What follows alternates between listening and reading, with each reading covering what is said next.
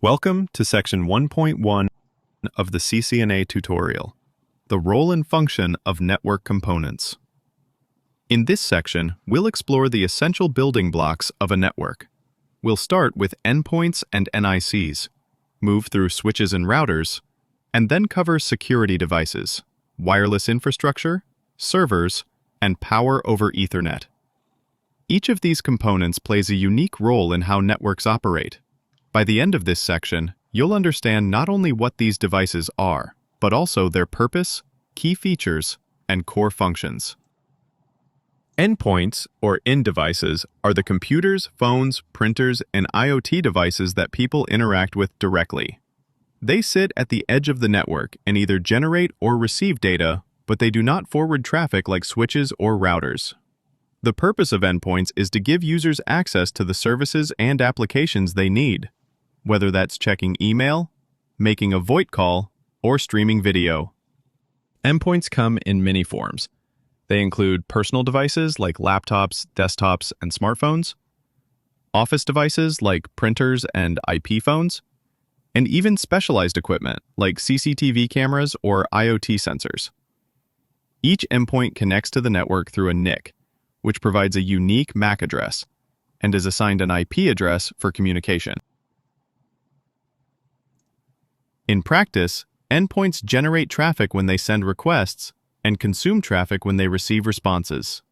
They rely on intermediary devices to move that data across the network, but they remain the ultimate source and destination of all communication. Network Interface Card. A network interface card, or NIC, is the component that allows a device to connect to a network. It may be a physical adapter, such as an Ethernet port or a wireless card, or a virtual adapter inside a virtual machine. The NIC's purpose is to provide the bridge between the device and the network so that it can send and receive data. Each NIC has several important features. It always provides a unique MAC address for identification at Layer 2 and supports the assignment of IP addresses for communication at Layer 3. NICs can be wired or wireless, physical or virtual, and support different speeds and duplex modes depending on the hardware. In operation, the NIC handles the transmission and reception of frames, encapsulates and decapsulates data, and ensures error detection and flow control.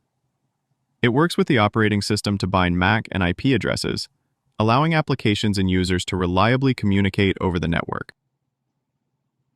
Servers are computers built to provide services and resources to many clients at once. Unlike a laptop or desktop, which is optimized for a single user, a server is designed to handle multiple requests simultaneously. The purpose of a server is to centralize applications and data so that users can reliably access what they need over the network. Servers have several important features. They can be physical machines in a data center, virtualized systems running on hypervisors, or cloud-based platforms. They run specialized operating systems that support scalability, reliability, and security. Servers may be dedicated to a specific service, such as DHCP or DNS, or they may provide multiple services at once.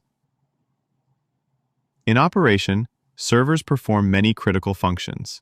They can assign IP addresses with DHCP, resolve names with DNS, host websites and email, authenticate users, and store files.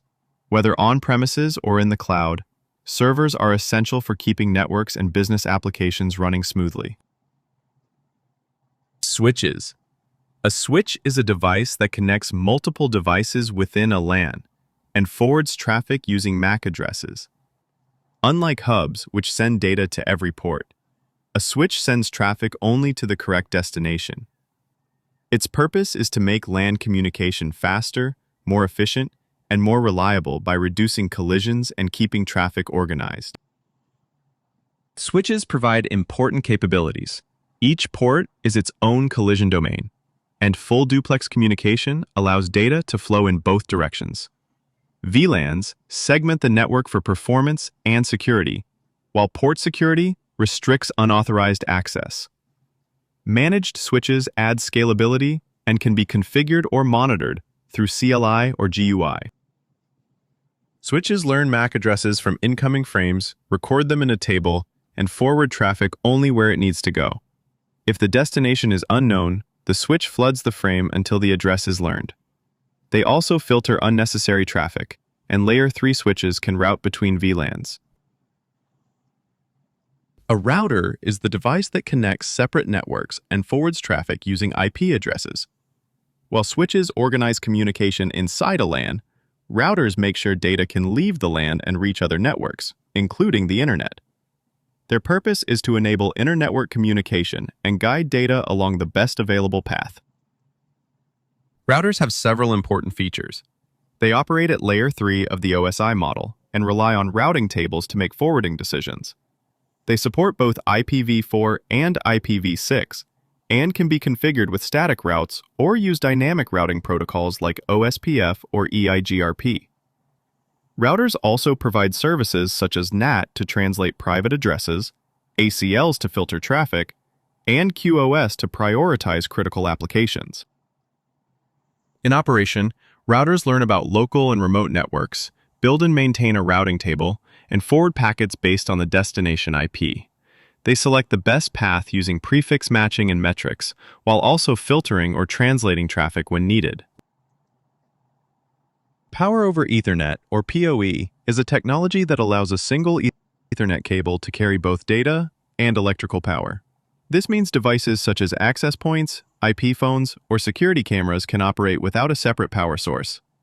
The purpose of PoE is to make deployment easier and more flexible, especially in locations where it would be difficult or expensive to install power outlets. PoE has a number of key features. It follows IEEE standards such as 802.3 AF, which provides up to 15 watts, 802.3 AT PoE+, which supports up to 30 watts, and 802.3 BT, also called UPoE, which can deliver up to 60 or even 100 watts. Many modern switches include built-in PoE capability, which lets administrators power devices directly from the switch and manage power centrally. In operation, a PoE-capable switch detects whether a device requires power, negotiates the correct level, and supplies it safely. This reduces cabling, simplifies installation, and allows devices to be placed exactly where they are needed. Access points are the bridge between wired and wireless networks. They allow laptops, phones, and IoT devices to connect without cables. On their own, APs can provide connectivity, but in larger environments, they are managed by a wireless LAN controller. The purpose of the WLC is to centralize configuration, security, and monitoring, which makes managing dozens or even hundreds of access points much simpler. APs and controllers have several important features. They can support multiple SSIDs linked to VLANs, apply security through WPA2 or WPA3, and enforce policies for traffic such as voice or video with QoS. APs can operate autonomously in small setups or in lightweight mode under a WLC for enterprise networks. In practice, access points connect wireless devices to the LAN, convert wireless frames into Ethernet frames, and enforce encryption and authentication. With a WLC, they can also provide seamless roaming, apply advanced policies, and give administrators centralized visibility and control over the wireless network. Next-generation firewalls and IPS are designed to address the limitations of traditional firewalls. While older firewalls mainly filter by IP, port, and protocol, next-generation firewalls can recognize applications, users, and traffic patterns, giving administrators much greater visibility and control. Their purpose is to defend against modern cyber threats while enforcing detailed security policies. Key features of next-generation firewalls include application awareness, user-based policies, and built-in IPS capabilities for real-time threat prevention. They also support SSL/TLS inspection, allowing encrypted traffic to be analyzed, and often provide integrated VPNs, URL filtering, and centralized reporting. In operation, next-generation firewalls filter and inspect traffic at multiple layers, block known attack signatures, and analyze traffic behavior to stop intrusions or malware. They can enforce policies for specific applications, such as allowing business tools while restricting non-work traffic. By combining firewall and IPS functions, next-generation firewalls deliver stronger, more flexible protection for today's enterprise networks. We've covered the major network components and their roles, from endpoints to switches, routers, firewalls, servers, and more. Each of these devices contributes to the way networks operate, and understanding their features and functions gives you the foundation you'll need for the rest of the CCNA. Before moving on to the next section, I encourage you to take the quiz available on the website. It's a great way to check your understanding and reinforce what you've learned. You'll also find downloadable slides that summarize this section and can be used for quick review.